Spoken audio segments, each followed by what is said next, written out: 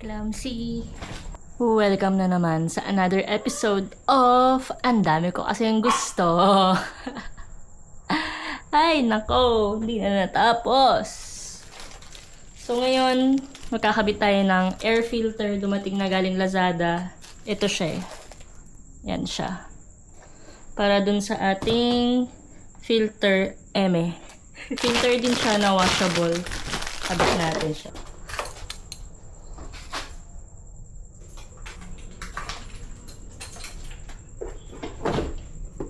So, yung upuan ng Husqvarna na, dito lang siya. Hindi na lang siya tinatanggal. Ito. Tigas ah.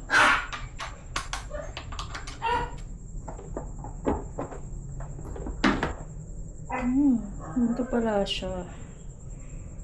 Ang kulit ng pagmemekaniko nito eh, no? Parang nag-aayos ka lang ng system unit ng computer. So, IT pala ako, yung tinapos ko. So, feeling ko, parang IT lang din pala ako dito. Okay, so, mawawala na to, no? Napapalitan na itong filter lang. Pero, ikabit na natin itong filter na kapalit. Kaya, pinagkaiba nila.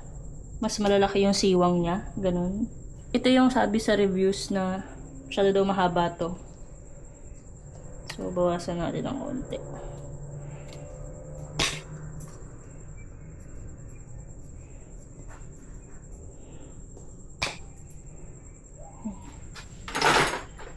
Dapat pumantay siya dito sa stock.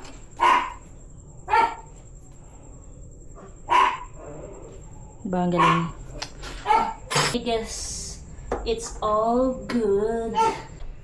So, ang mangyayari pala ay matatanggal na tong stock and mapapalitan na nito. Ang lapit naman nun.